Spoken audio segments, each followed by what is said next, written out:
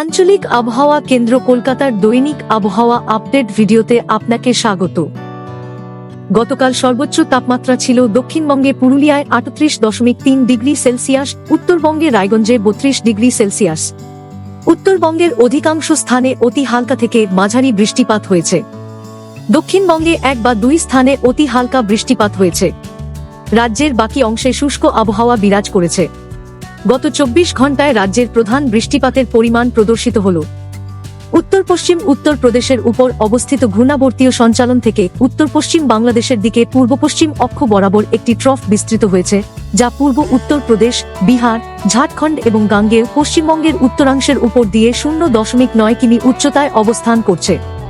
গতকালের পশ্চিমী বায়ুপ্রবাহের ট্রফ, যার অক্ষ ৫.৮ কিমি উচ্চতায় ছিল, বর্তমানে প্রায় ৮৮ ডিগ্রি পূর্ব দ্রাঘিমাংশ বরাবর ২২ ডিগ্রি উত্তর অক্ষাংশের উত্তরে অবস্থান করছে।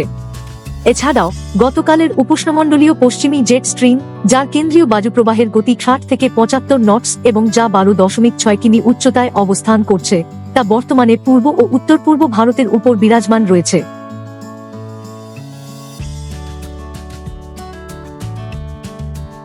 আগামী ৭ দিনের আবহাওয়ার পূর্বাভাস মানচিত্রে প্রদর্শিত হল।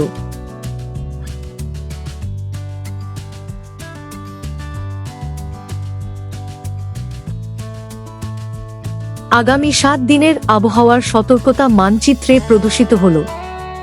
অনুকূল বায়ুপ্রবাহের ধরন এবং বঙ্গোপসাগর থেকে শক্তিশালী আর্দ্রতার অনুপ্রবেশের ফলে পশ্চিমবঙ্গের জেলাগুলিতে বজ্রঝড় ও সংশ্লিষ্ট কার্যকলাপ ধীরে ধীরে বৃদ্ধি পাওয়ার খুব সম্ভাবনা রয়েছে।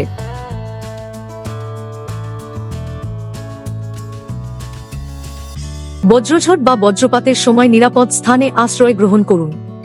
গাছ, বৈদ্যুতিক খুঁটি, দুর্বল কাঠামোর নিচে আশ্রয় নেবেন না এবং জলাশয়ের সংস্পর্শ এড়িয়ে চলুন।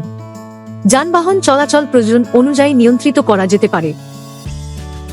আগামী ৩ দিনে পশ্চিমবঙ্গের সমস্ত জেলায় দিনের তাপমাত্রা ধীরে ধীরে ২ থেকে ৩ ডিগ্রি সেলসিয়াস কমবে এবং এরপর উল্লেখযোগ্য কোনো পরিবর্তন হবে না। আবহাওয়া সম্পর্কিত আরও আপডেটের জন্য আমাদের অফিসিয়াল ওয়েবসাইটটি অনুসরণ করুন।